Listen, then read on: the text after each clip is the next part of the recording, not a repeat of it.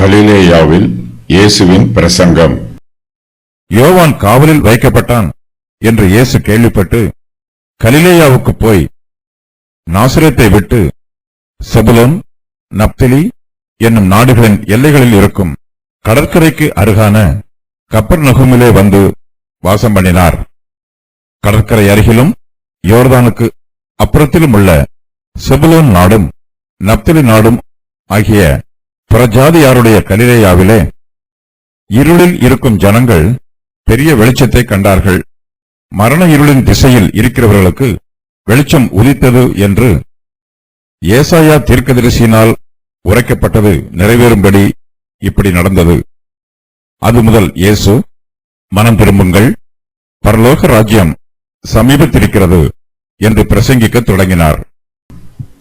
கலிலேயாவிலே இயேசு. யோவான் காவலில் வைக்கப்பட்டான் என்று இயேசு கேள்விப்பட்டு கலிலேயாவுக்கு போய். இயேசு கிறிஸ்து கலிலேயாவில் உள்ள ஜெப ஆலயங்களில் பிரசங்கம் பண்ணுகிறார்.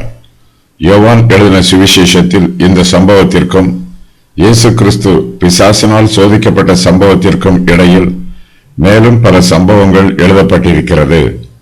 ஆனால் மத்தேயுவோ கலிலேயாவில் இயேசு கிறிஸ்து செய்த பிரசங்க ஊழியத்தை அவருடைய சோதனைக்கு பின்பு நேரடியாக விளக்குகிறார்.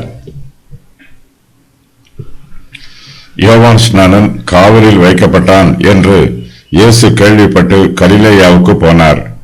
கர்த்தருடைய பரிசுத்தவான்கள் பாடுகளை அனுபவித்து தேவனுடைய சமூகத்தில் விண்ணப்பம் பண்ணும்போது அவர்களுடைய கூக்குரலின் சத்தம் தேவனுடைய செவிகளில் கேட்கும்.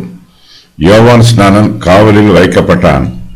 இந்த செய்தியை இயேசு கிறிஸ்து தமது காதுகளால் கேட்கிறார். உடனடியாக என்ன செய்ய வேண்டும் என்றும் இயேசு தீர்மானம் பண்ணுகிறார். யோவான் காவலில் வைக்கப்பட்ட செய்தியை கேள்விப்படும் வரையிலும் இயேசு கிறிஸ்து கலிலேயாவுக்கு போகவில்லை.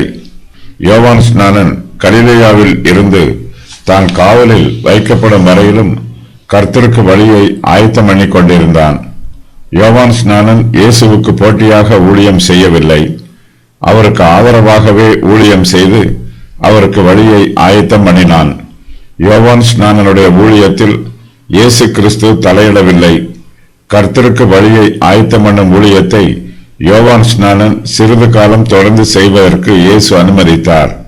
நீதியின் சூரியன் உதிக்கும் போது சந்திரன், நட்சத்திரங்கள் ஆகியவற்றின் ஒளி மங்கி போகும். யோவான் ஸ்நானன் காவலில் வைக்கப்பட்டதினால் அவனால் கர்த்தருடைய ஊழியத்தை தொடர்ந்து செய்ய முடியவில்லை. அவனுடைய ஊழியம் தடைபட்டது. யோவான் ஸ்நானனுடைய சீஷர்களும் மேய்ப்பன் இல்லாத ஆடுகளைப் போல தொய்ந்து போனார்கள். கர்த்தருக்காக வழியை ஆயத்தம் பண்ணி தேவனுடைய ராஜ்யம் ஸ்தாபிக்கப்படுவதற்கு யோவான் ஸ்நானன் கலிலேயாவில் நல்ல அஸ்திவாரம் போட்டிருந்தான். அவன் காவலில் வைக்கப்பட்டதினால் அந்த அஸ்திவாரத்தின் மீது அவனால் தேவனுடைய ராஜ்யத்தை தொடர்ந்து கட்டி எழுப்ப முடியவில்லை. யோவான் காவலில் வைக்கப்பட்டான் என்று இயேசு கேள்விப்பட்ட உடனேயே அதுவரையிலும் அவன் ஊழியம் செய்து வந்த கலிலேயாவுக்கு இயேசு கிறிஸ்து போகிறார். யோவான் ஸ்நானன் இடையில் நிறுத்திவிட்ட ஊழியத்தை தொடர்ந்து செய்வதற்காக இயேசு கிறிஸ்து அந்த ஸ்தலத்திற்கே போகிறார்.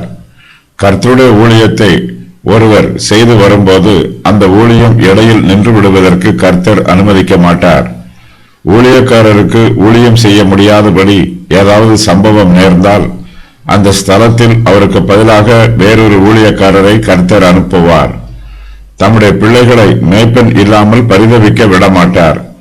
சபையை வழிநடத்துவதற்கு தமது ஊழியக்காரர்களை நிச்சயமாகவே அனுப்புவார். இயேசு கிறிஸ்து கலிலேயாவுக்கு போய் அங்கு பிரசங்கிக்கிறார். எருசலேமில் இருந்து கலிலேயா அதிக தூரத்தில் உள்ளது. கலிலேயா ஒரு கிராமப்புறமான பகுதி. அங்குள்ள ஜனங்கள் முரட்டு குணம் உள்ளவர்கள், யுத்த களத்தில் நன்றாக போரிடக்கூடிய போர் வீரர்கள், பராக்கிரமசாலிகள். இவர்கள் மென்மையான சுபாவம் உள்ளவர்கள் அல்ல, முரட்டு குணம் உள்ளவர்கள், அறிஞர்கள் அல்ல, மிகுந்த ஞானம் உள்ளவர்களும் அல்ல. பட்டயங்களை எடுத்துக்கொண்டு முரட்டுத்தனமாக யுத்தம் பண்ணக்கூடியவர்கள்.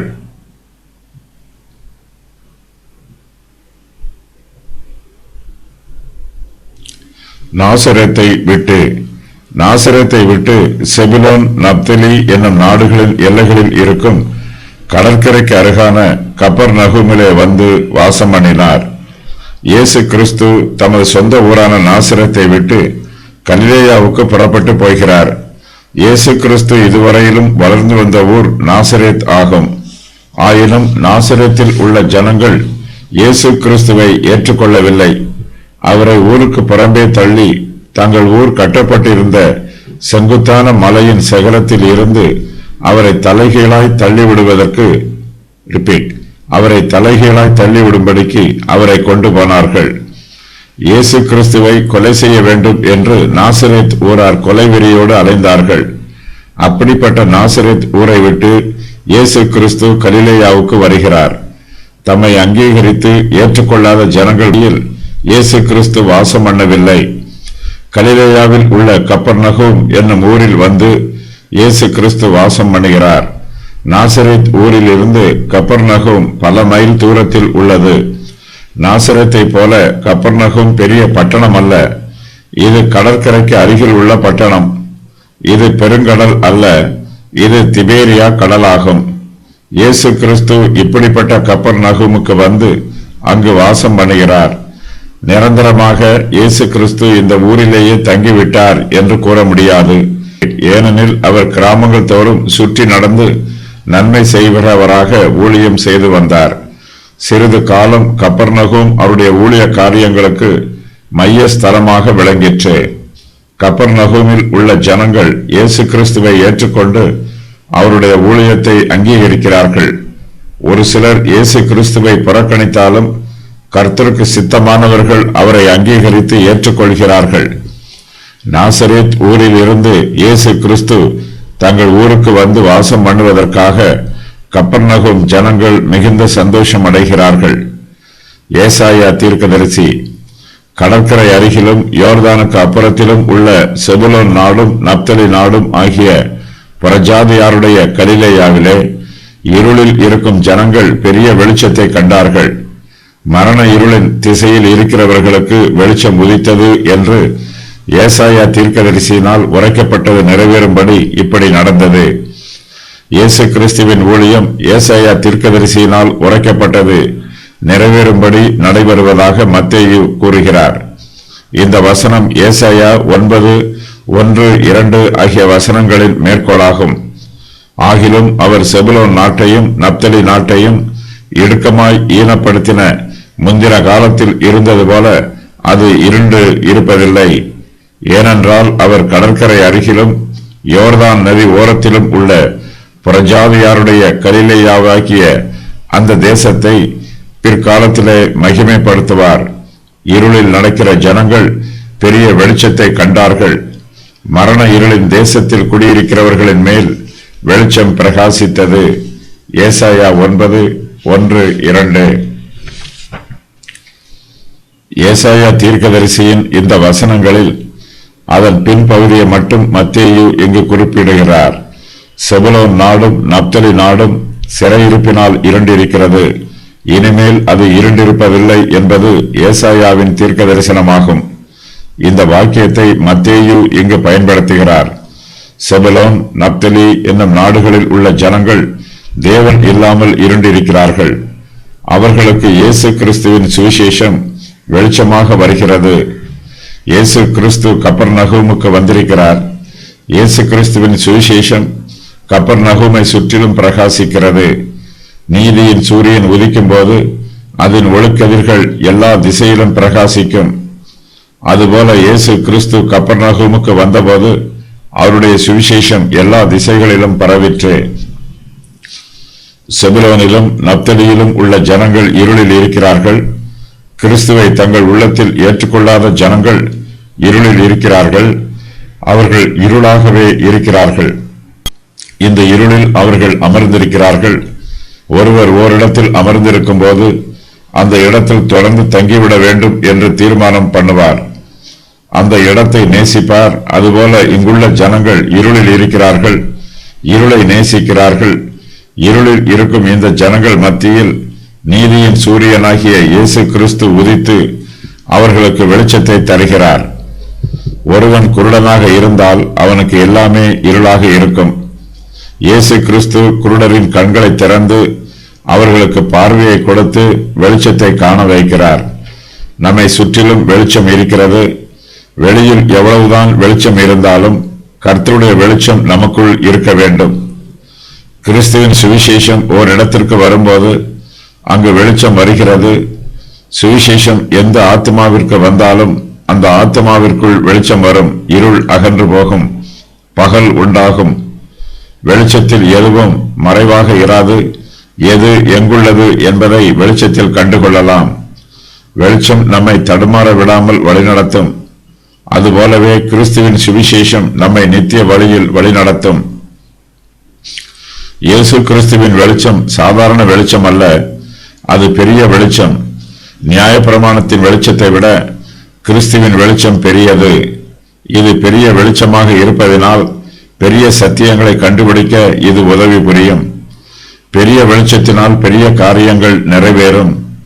இந்த வெளிச்சம் உடனே தோன்றி மறையும் மின்னலை போன்ற வெளிச்சம் அல்ல. இயேசு கிறிஸ்துவின் பெரிய வெளிச்சம் நீடித்து நிலைக்கக்கூடியது, எல்லா திசைகளிலும் ஒளி வீசக்கூடியது. இயேசுவின் வெளிச்சம் வளரும் வெளிச்சமாகும். நீதியின் சூரியன் அதிகாலையில் உதித்து பிரகாசமாக எழும்பி வருவது போல இயேசு கிறிஸ்துவின் வெளிச்சமும் பிரகாசமாக ஒளி கொடுக்கும். இயேசு கிறிஸ்து ஒரு நபருடைய உள்ளத்தில் வருவதற்கு முன்பாக அந்த நபர் இருளில் இருப்பார். இயேசு கிறிஸ்து வரும்போது அந்த நபருக்குள் வெளிச்சம் உதிக்கிறது. அதன் பின்பு அந்த நபர் இயேசு கிறிஸ்துவில் வளர்ச்சி பெறும்போது அவருடைய வெளிச்சம் பிரகாசமாக இருக்கும். பரலோக ராஜ்யம் ஒரு கடுகு விதைக்கு ஒப்பானது. ஆரம்பத்தில் அந்த விதை சிறியதாக இருந்தாலும் அது முளைத்து வளரும்போது பெரிய மரமாக வளர்ச்சி பெறும். பரலோக ராஜ்யம் காலையில் உதிக்கும் சூரியனை போன்றது. அதிகாலையில் சூரியனின் வெளிச்சம் குறைவாக இருந்தாலும் நேரம் ஆக ஆக அதன் வெளிச்சம் அதிகரிக்கும். இயேசு கிறிஸ்துவின் வெளிச்சம் சிறிது சிறிதாக வளர்ந்து அதன் பரிபூரணத்தில் அது மகிமையுள்ளதாக இருக்கும். மரண இருளின் திசையில் இருக்கிறவர்களுக்கு வெளிச்சம் உதித்தது. இருளில் இருக்கிற ஜனங்கள் வெளிச்சத்தை தேடி போகவில்லை, அவர்கள் இருக்கும் இடத்திற்கே வெளிச்சம் வருகிறது. மனம் திரும்புங்கள், பரலோக ராஜ்யம் சமீபத்திருக்கிறது என்று இயேசு கிறிஸ்து கலிலேயாவில் பிரசங்கம் பண்ணுகிறார். யோவான் ஸ்நானன் இந்த பிரதேசத்தில் இதே செய்தியைத்தான் பிரசங்கம் பண்ணினான். இயேசு கிறிஸ்துவும் அதே சத்தியத்தை தான் இங்கு மறுபடியும் பிரசங்கம் பண்ணுகிறார். சுவிசேஷத்தின் செய்தி எல்லா சூழ்நிலைகளிலும் மாறாமல் இருக்கிறது. சுவிசேஷம் ஒரு காலத்திலும் அழிந்து போவதில்லை, அது நித்தியமானது. தேவனுக்கு பயந்து அவரை மகிமைப்படுத்துங்கள், அவர் நியாயத்தீர்ப்பு கொடுக்கும் வேளை வந்தது. வெளிப்படுத்தின விசேஷம் 14:6-7. யோவான் ஸ்நானனுடைய ஊழியத்திற்கு இயேசு கிறிஸ்து உரிய மரியாதை கொடுக்கிறார். யோவான் ஸ்நானன் பிரசங்கம் பண்ணின அதே செய்தியையே இயேசு கிறிஸ்து அதே இடத்தில் மறுபடியும் தொடர்ந்து பிரசங்கம் பண்ணுகிறார். இதன் மூலமாக தமக்கு வழியை ஆயத்தம் பண்ணின யோவான் ஸ்நானனின் ஊழியத்தை இயேசு கிறிஸ்து அங்கீகாரம் செய்து உறுதி பண்ணுகிறார். மனம் திரும்புங்கள். அது முதல் இயேசு மனம் திரும்புங்கள், பரலோக ராஜ்யம் சமீபத்திருக்கிறது என்று பிரசங்கிக்க தொடங்கினார். மனம் திரும்புங்கள், பரலோக ராஜ்யம் சமீபத்திருக்கிறது என்று யோவான் ஸ்நானன் பிரசங்கம் பண்ணினான். இயேசு கிறிஸ்துவும் தெளிவான இந்த சத்தியத்தில் இருந்தே தமது பிரசங்க ஊழியத்தை ஆரம்பிக்கிறார். ஒரு சிலர் பிரசங்கம் பண்ணும்போது வானத்திற்கும் பூமிக்கும் குதிப்பார்கள், அலங்காரமான வார்த்தைகளை அள்ளி வீசுவார்கள். இவை எல்லாம் தேவையற்றது. நமது பிரசங்கம் கருத்து நிறைந்ததாக இருக்க வேண்டும். நம்முடைய பிரசங்க செய்திகள் மற்ற பிரசங்க செய்திகளோடு தொடர்புடையதாக இருக்க வேண்டும். இயேசு கிறிஸ்துவனுடைய வழியை யோவான் ஸ்நானன் ஆயத்தம் பண்ணினான். இப்போது இயேசு கிறிஸ்துவே தமது வழியை ஆயத்தம் பண்ணுகிறார். மனம் திரும்புதலின் உபதேசத்தை இயேசு கிறிஸ்து மறுபடியும் வலியுறுத்தி கூறுகிறார். இயேசு கிறிஸ்து மறுபடியுமாக எல்லா இடங்களிலும் மனம் திரும்புதலின் செய்தியையே பிரசங்கிக்கிறார். ஒரே செய்தியை பிரசங்கிப்பதினால் அவரும் சோர்ந்து போகவில்லை, அவருடைய செய்தியை கேட்பவர்களும் சோர்ந்து போகவில்லை. ஏற்கனவே பிரசங்கிக்கப்பட்ட செய்தியை மறுபடியும் பிரசங்கிப்பதில் தவறில்லை. ஏற்கனவே கேட்ட செய்தியை மறுபடியும் கேட்பதினாலும் தவறில்லை. ஒரு செய்தியை திரும்ப திரும்ப கேட்கும் போது அந்த செய்தியை நாம் ஆழமாக புரிந்து கொள்ளலாம். அது நமக்கு அதிக பிரயோஜனம் உள்ளதாக இருக்கும். மனம் திரும்புங்கள், பரலோக ராஜ்யம் சமீபத்திருக்கிறது என்று இயேசு கிறிஸ்து பிரசங்கம் பண்ணியது சுவிசேஷ செய்தியாகும். யோவான் ஸ்நானனைப் போல இயேசு கிறிஸ்து ஜனங்களை கடிந்து கொண்டு பிரசங்கம் பண்ணவில்லை. இயேசுவின் வாயில் இருந்து கிருபையுள்ள வார்த்தைகள் புறப்பட்டு வந்தன. இயேசு கிறிஸ்து ஜனங்களை பார்த்து மனம் திரும்புங்கள் என்று கூறிய போது அவர் தமது கிருபையுள்ள இருதயத்தில் இருந்து அந்த வார்த்தைகளை மென்மையாக கூறினார். இயேசு அன்று கூறிய செய்தி சத்தியம் உள்ளது. பரலோக ராஜ்யம் மெய்யாகவே சமீபத்திருக்கிறது. இயேசுவின் காலத்தில் இருந்ததை விட இப்போது பரலோக ராஜ்யம் நமக்கு மிகவும் சமீபமாக இருக்கிறது. நாம் விசுவாசிகளான போது ரட்சிப்பு சமீபமாய் இருந்ததை பார்க்கிலும் இப்போது அது நமக்கு அதிக சமீபமாய் இருக்கிறது. பரலோக ராஜ்யம் சமீபத்திருக்கிறது. இந்த வாக்கியத்திற்கு பரலோகத்தில் இருந்து ஆளுகை செய்யப்படும் ராஜ்யம் என்று பொருள். தேவனுடைய ராஜ்யத்தை மறுபடியும் ஸ்தாபிப்பது தேவனுடைய நோக்கம். இயேசு கிறிஸ்து இந்த ராஜ்யத்தை ஆளுகை செய்வார். தேவனுடைய ராஜ்யம் என்னும் சத்தியம் மத்தேயு எழுதின சுவிசேஷத்தில் மட்டுமே காணப்படுகிறது. இந்த சுவிசேஷம் யெகோவாவை ராஜாவாக சித்தரிக்கிறது. பரலோக ராஜ்யம் என்பது காலங்களை குறிக்கும் ஒரு வாக்கியம். பூமியில் மேசியாவின் ராஜ்யத்தை இந்த வாக்கியம் குறிக்கும். யோவானும் இயேசுவும் இந்த ராஜ்யத்தை பற்றி கூறியிருக்கிறார்கள். ஆனால் ஜனங்கள் இதை ஏற்றுக்கொள்ளவில்லை. ஆகையினால் இயேசு கிறிஸ்து மறுபடியும் வந்து இந்த ராஜ்யத்தை ஸ்தாபிக்கும் வரையிலும் இக்காலம் தள்ளி வைக்கப்பட்டிருக்கிறது. நாம் இப்போது கிருபையின் காலத்தில் இருக்கிறோம். ராஜ்யத்தை பற்றிய உவமைகள் இக்காலத்திற்கு உரியவைகள். இயேசு கிறிஸ்து மறுபடியும் பூமிக்கு வரும்போது தமது ராஜ்யத்தை நித்திய காலமாக ஸ்தாபிப்பார். இயேசு கிறிஸ்துவின் இரண்டாம் வருகையின் போது அவர் பூமியில் 1000 வருஷம் ஆளுகை செய்வார். அப்போது கலகக்காரர்கள் எல்லோரையும் அடக்கி அழிப்பார். பரலோக ராஜ்யத்தை பற்றி கூறப்படும் காரியங்களை தேவனுடைய ராஜ்யத்திற்கும் கூறலாம்.